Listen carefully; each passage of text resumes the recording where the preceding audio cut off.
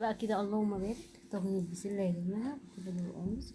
بصي بقى بالليه، اللهم بارك. بصي عامل ازاي. بصي زبده بقى وليا. بصي شغل عالي، شغل فاخر من الاخر. بصي كده اللهم بارك. لسه طبعا طالع من الفرن. تمام. معانا بقى ايه رز يا جماعه، حبه وحبه طبعا عشان انت طبعا ريحه الطاجن فظيعه. اللي هي يا جماعه بتعمل شغل مع الزبده، بتعمل شغل برضه. عايزه تعمليش ما تحطيش زبده ولا ليا، حطي زيت. تمام.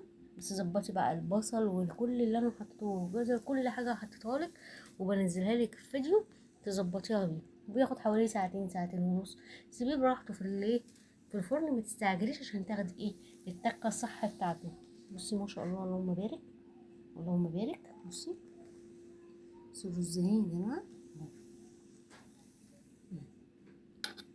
اللهم بارك، اللهم بارك. بصي بقى الطاجن اهو، كل ما اقلبه الدخان بتاعه. بصي دي الزبده والليه يا جماعه. بصي عامل ازاي ما شاء الله.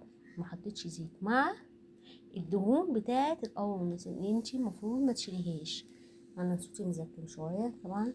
تغسلي كويس التبن والقوانص، تغسليها كويس كويس كويس.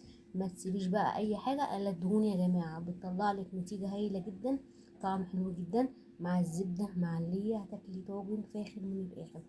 بسله، بطاطس، باميه، اي حاجه هتحطيها في الطاجن، اي اكله هتحطيه في الطاجن هينفع يا جماعه. اي حاجه هتنفع. تمام كده. ولا سويت ولا عملت، حطيت كله ني في ني ودخلت الفرن على طول. فرن بقى يا جماعه وغطيت عشان ما تغمقش معاكي. بعد كده تعالي بقى في الاخر ايه، في اخر 5 دقايق، في اخر 10 دقايق مش هيجرى اي حاجه. بص اللهم بارك الطاجن عامل ازاي. بصي فاخر من الاخر.